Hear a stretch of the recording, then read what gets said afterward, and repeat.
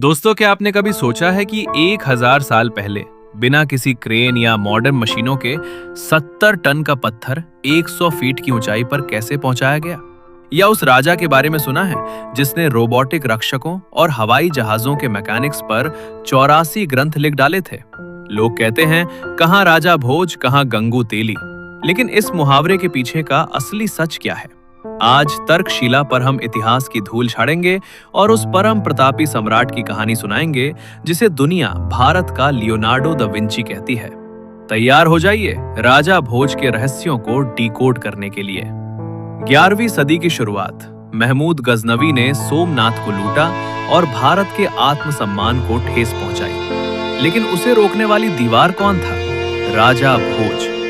गजनवी के डर को खत्म करने के लिए भोज ने एक हिंदू संघ बनाया। जब गजनवी का भांजा सालार मसूद भारत आया तो राजा भोज ने बहराइच की जंग में उसे ऐसी धूल चटाई कि तुर्कों की रूह कांप गई। राजा भोज ने संदेश दे दिया था, ये वीरों की भूमि है, यहाँ लुटेरों के लिए सिर्फ कब्रें हैं। लेकिन भोज सिर्फ तलवार के धनी नहीं थे, उनकी असली ताकत उनके दिमाग में थी।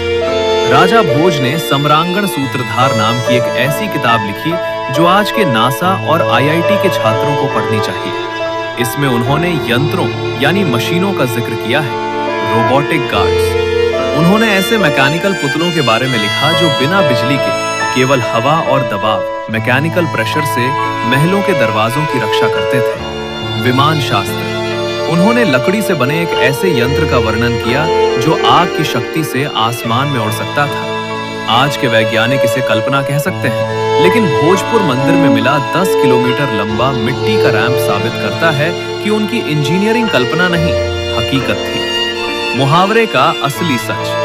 आपने ये मुहावरा हजारों बार सुना होगा, लेकिन इसका सच आपको दंग कर देगा।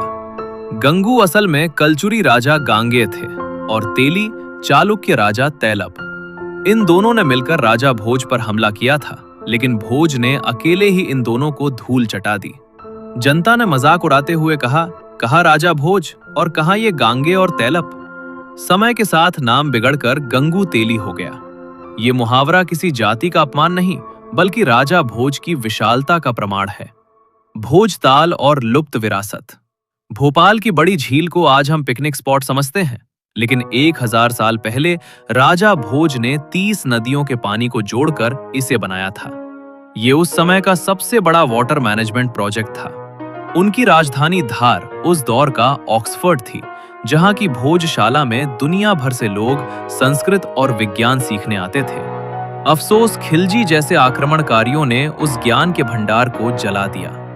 राजा भोज का अंत हुआ तो कवियों ने लिखा, आज विद्वत्ता अनाथ हो गई।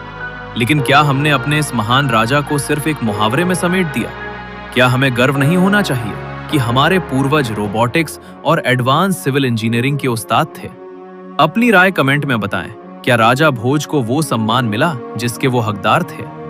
इतिहास के ऐसे ही अनकहे पन्नों के लिए तर्कशिला को सब्सक्राइब करें। मैं राकेश कुमार शर्मा। जय हिंद।